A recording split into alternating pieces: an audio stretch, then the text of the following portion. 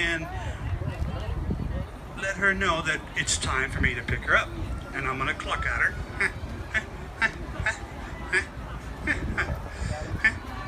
And this is I'm asking basically. I gotta give her a little bit of room, a little bit of respect, because that's how we do things with birds of prey.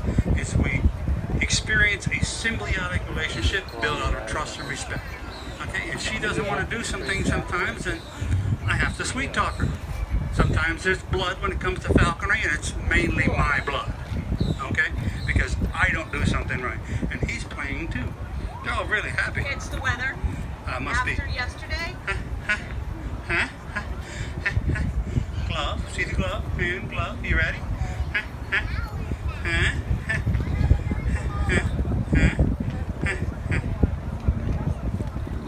And you'll notice there's no jerky movements here. It's all slow and deliberate, so she can see what's going on. So she has time to prepare for it.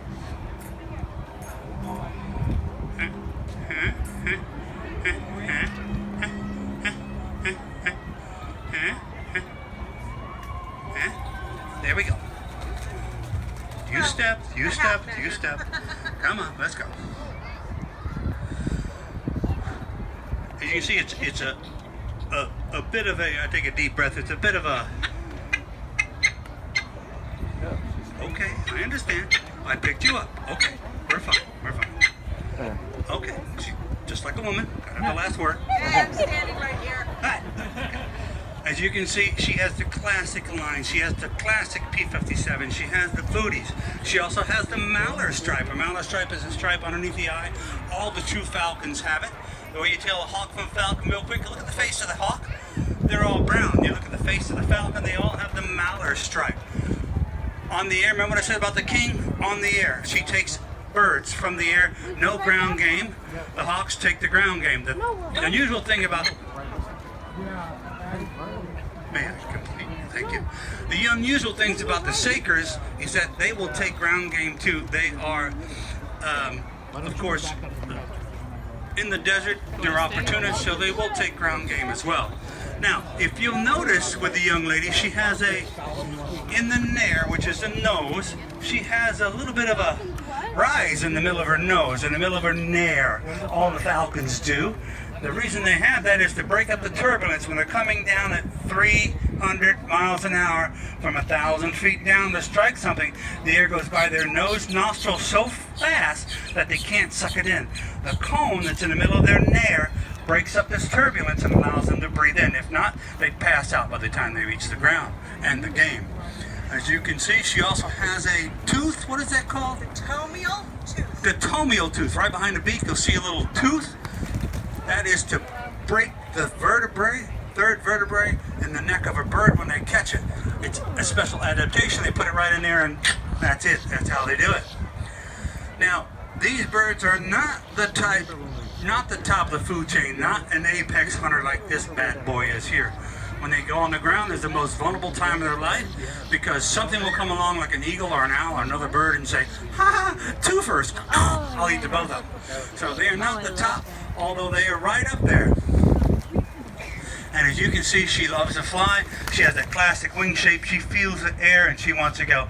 Now, she is a Leia, Queen Leia, because that's the way I treat her. That's the way she wishes to be treated. And let me tell you, she is an incredible huntress. Fast, durable, strong, and she is a royal bee. Oh my God. When I get bit from her. I could be just standing there, I could have her, she'd reach over and just grab me and open me up just because she can.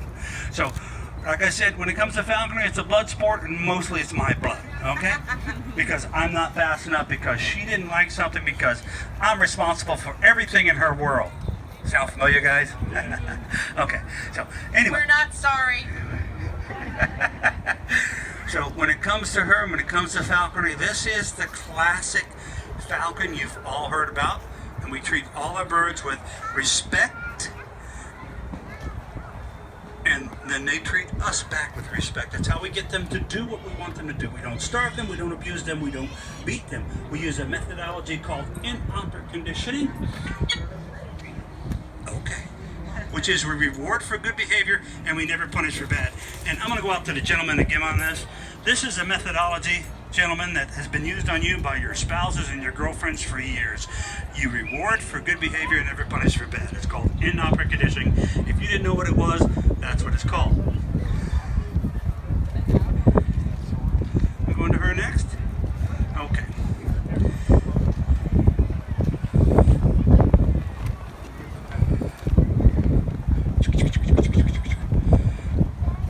Now we're going to, if I had a favorite bird, this would be one of them, because I have several. I really can't play favorites.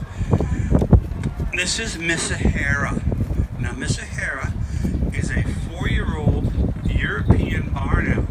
The way you can tell she's European is because she's got lace at the bottom.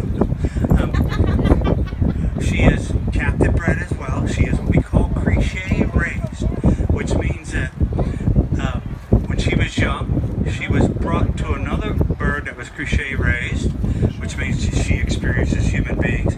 So she was raised with humans and she was raised with owls, her own siblings. So she knows she's an owl, but she accepts me as a flock mate.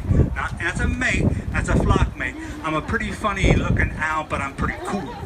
Because while we hang out together, she looks for me for protection.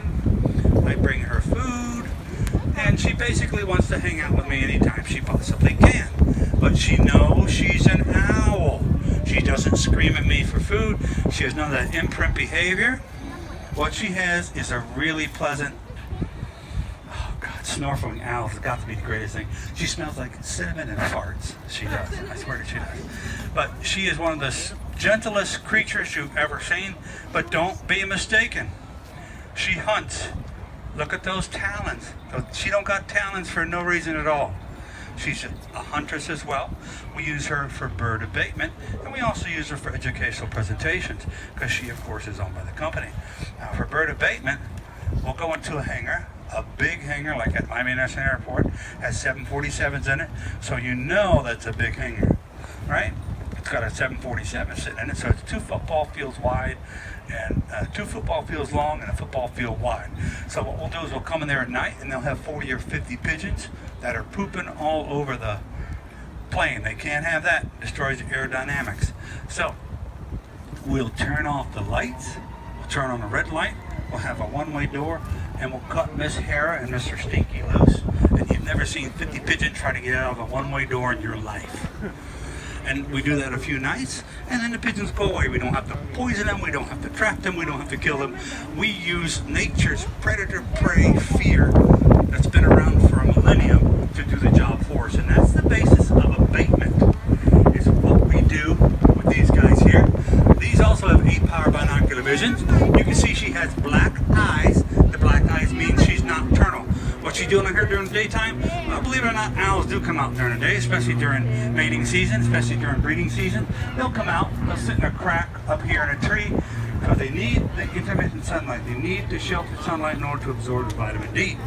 Now, the other owls, such as Mr. Tristan, the Eurasian eagle owl, you can see he has kind of orange amber eyes, which means he is crepuscular. Crepuscular means early morning, early evening, and during cloudy days is when he comes out. Tristan is an apex hunter. Remember I said about the different hunters? Apex, top of the food chain. That boy takes coyotes, he takes other owls, he takes eagles out the nest, he'll take wolves, he'll take roe deer. Now, I want you to think about, will you please put her away? My pleasure. My pleasure. Thank you very much.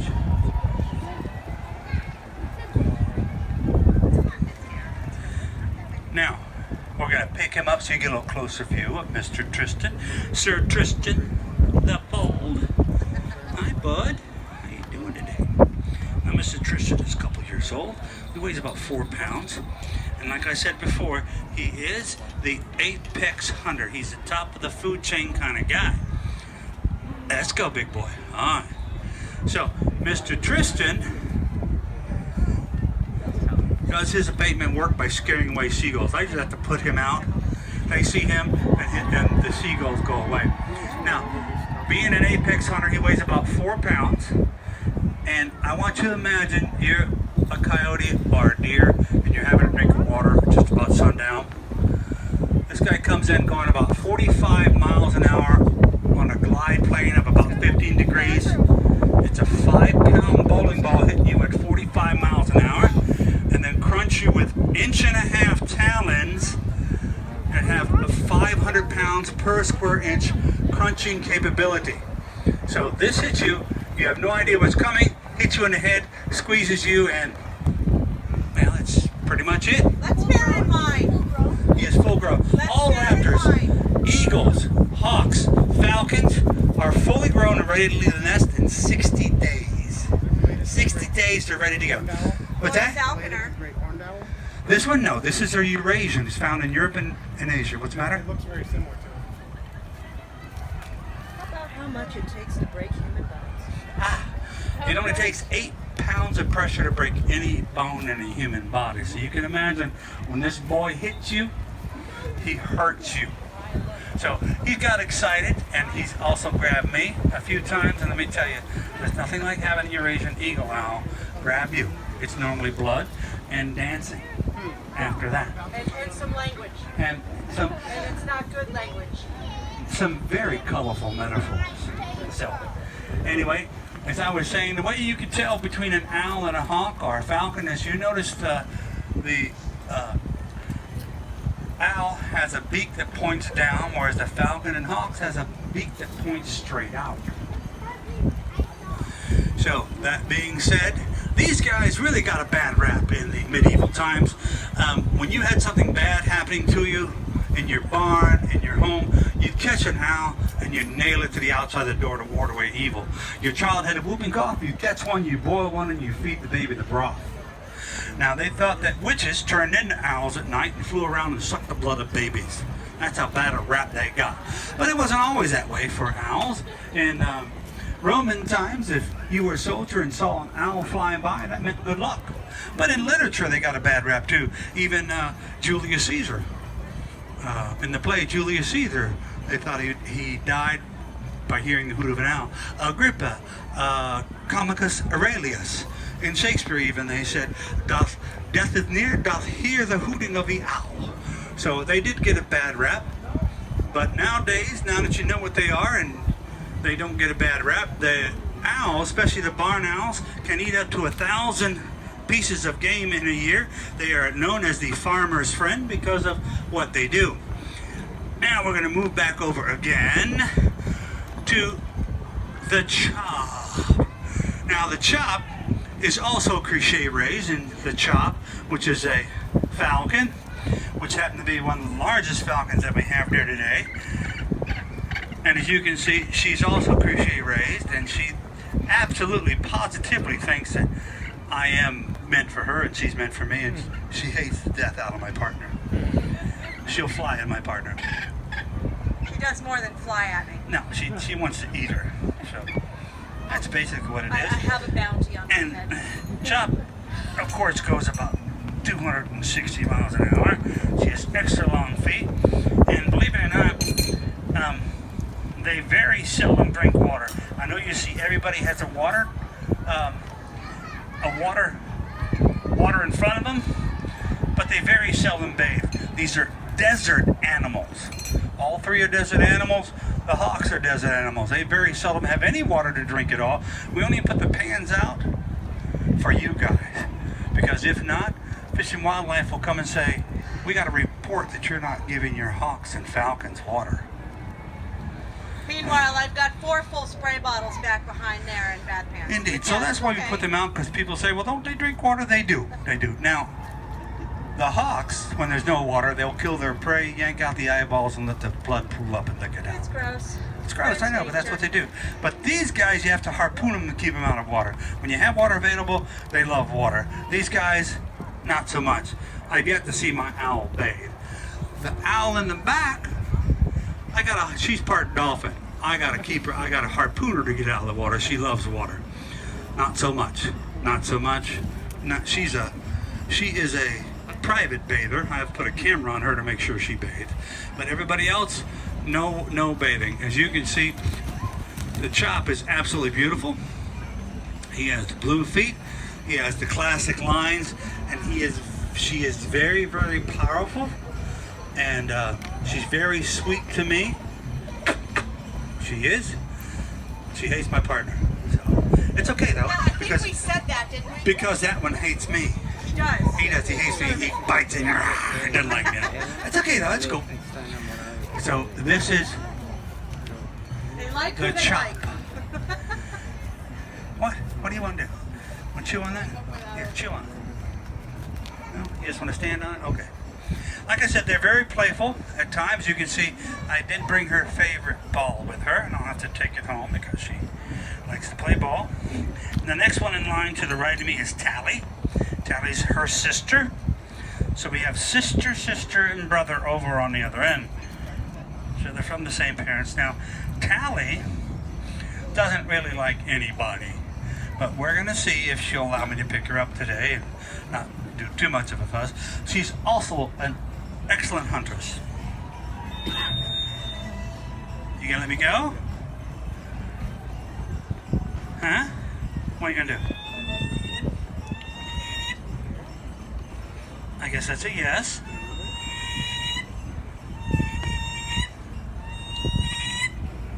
Now she has the habit of raising the one foot to think that she's gonna jump on the fist, and then she'll reach out and grab me. Because, well, that's what she does. Aren't you? Don't you, Tally? So funny. Yeah. She's become quite vocal the past few days. You coming up now? Change your mind? See? It's already biting.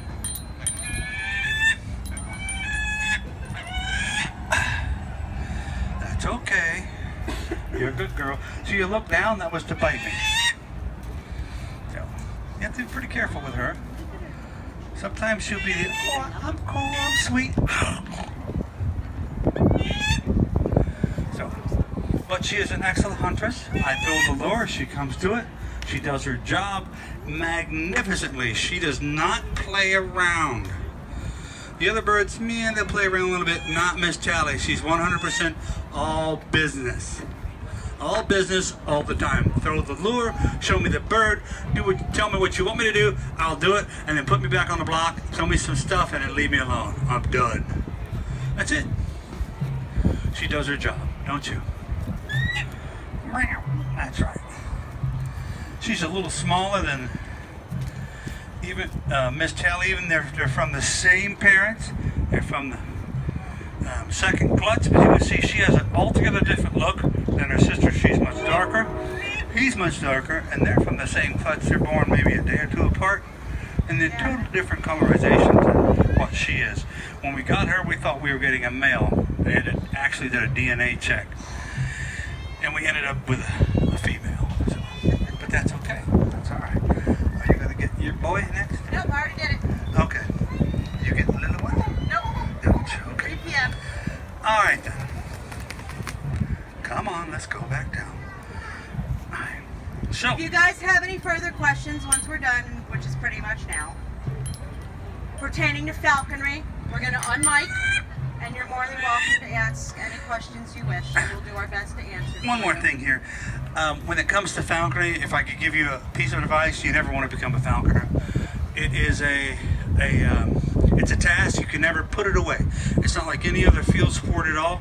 With football, basketball, hunting, anything like that with a gun, you can put it away. With falconer, you're a falconer 365 days a year. I never owned a microscope until I had birds of prey, so that I could, when they're sick, they can't tell you. You have to weigh them every single day, so I can do a fecal float when they're not feeling well. It's just something you can do because they're like a kid. They get sick on a Friday night when no one's around.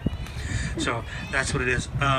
Also with falconry, it's one of the most rewarding experience you ever have. You'll start with one bird and you'll end with 13. It's the same thing happened to us. What you see here is you're saying, wow, Lord Falconer, must be really nice, really looks neat, you look good, your falcons look great, the hawks look great. This is the finished product. The finished product. This is 10 hours of setup. This is hauling these guys in. This is feeding them. This is cleaning up after them. You're seeing the finished product. Most of the time, it's feeding them, flying them, and cleaning up poop. That's basically what they do. They hunt, they eat, and they make little birds. And that's falconry. So any other questions? Please feel free. Yes, ma'am, go right ahead. What's the what? What's their lifespan? Lifespan, okay. These birds here that you see in front of you, except those owls, except for this owl, is about 20 years. The Eurasian eagle owl is 60 years. I'll have to will him to my son, who just happens to be a master falconer. So birds in the wild live about 10 to 12 years. 80% of the birds in the wild die within the first year of life. Why? Because, well, some of them just aren't that smart. They'll fly into things, they'll get sick, they eat the poison rat, they'll get eaten by other birds, by other owls, they'll run into buildings. They're just not that smart. They just, that's it, 80% that don't make it. So,